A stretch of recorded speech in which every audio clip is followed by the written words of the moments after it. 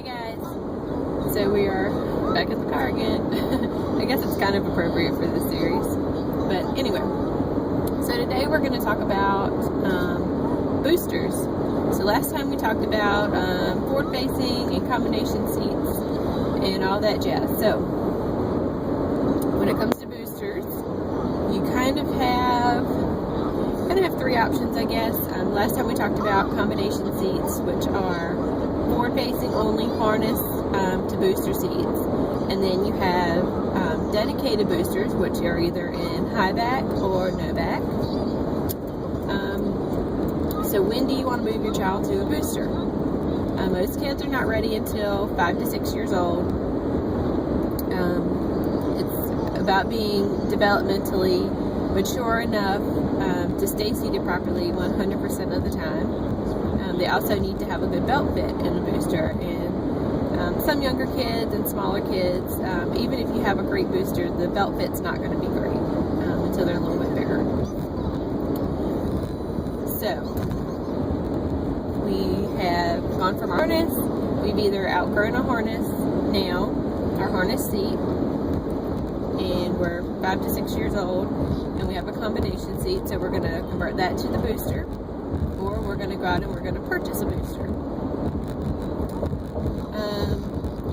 So typically we recommend that you start out with a high back booster, just because it gives a little more support and reminding them that they are in a seat and they do need to be still, that they need to sit up straight, that kind of thing.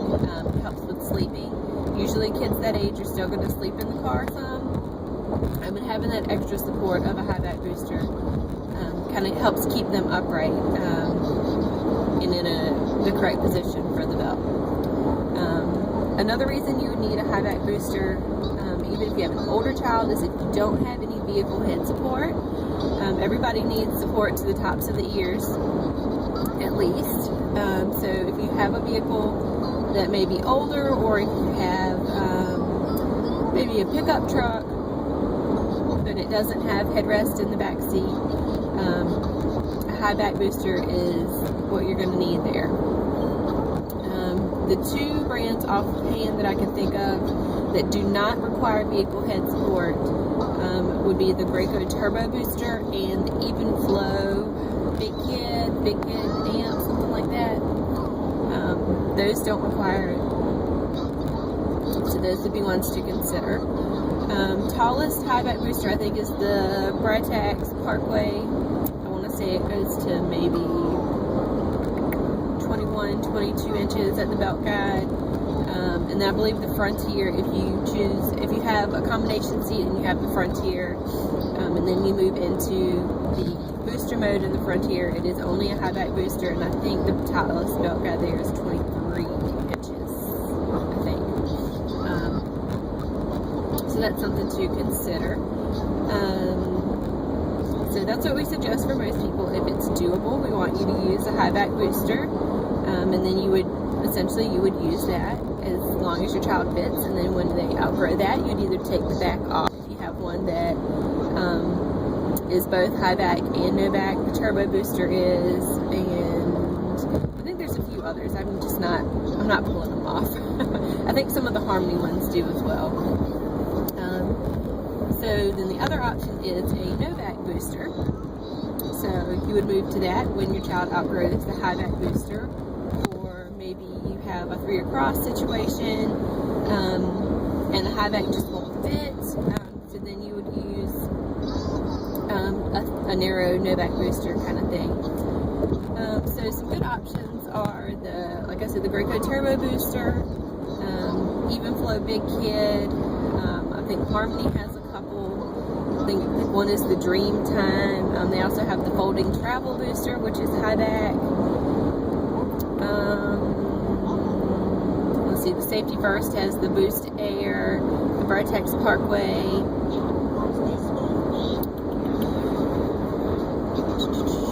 And I think those are the gist. No back boosters, again, would be the same brands.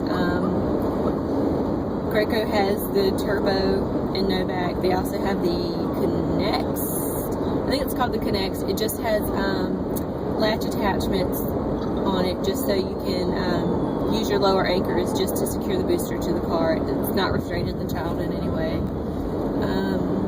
Same for the Even Flow. Harmony has several different kinds. So yeah, you would just need to pick out what's going to be most comfortable for your child and fits best in your car. You always want to buckle in your booster when it's not in use. That's projectile. If you have one that has latch connectors, you can do that, and then you don't need to worry about buckling it. It's just a convenience thing for not having to worry about buckling it into the car.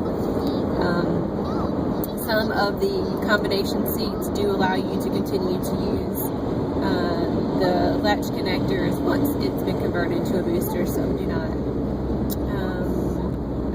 Deano has one. They have the Monterey, which is the high back, and the Santa Fe, which is a no back. And I believe the Monterey is high, and in fact, I think the back comes off of that. So yeah, so there we have that. Boosters are for big kids, so we want them boosted from 6 to somewhere between 10 and 12 years old. When the seatbelt fits correctly. So when does your child come out of a booster? They need to fit correctly in the adult seatbelt. We call it the 5-step test. Usually around 4'9" is when kids will start to do that. 4'9" is 50th percentile for an 11-year-old. So half of all 11-year-olds will not 5-step. So the 5-step test is the child needs to be able to sit all the way back in the vehicle seat, no slouching, knees need to bend easily at the edge of the seat. Bonus if their feet touch the floor. That's just to prevent them from kind of trying to slouch to get their feet on the floor, because sometimes it can kind of hurt their feet to just be dangling on the edge. The shoulder belt needs to go across the center of the chest and across, you can't see because my steering wheel is there, but like where the steering wheel is, I want it to fit across the center of the shoulder. The lat belt needs to sit low on the hips, touching the tops of the thighs. And they need to be able to sit correctly 100% of the time. So for a lot of kids, that's not until 10 to 12 years old. So there's that. And I think that's it for today. If you have any other questions about boosters and when to move to a booster and when to come out of a booster and all that jazz, of course you can leave me a comment or send me a message and I will do my best to get back to you. Alright, bye guys.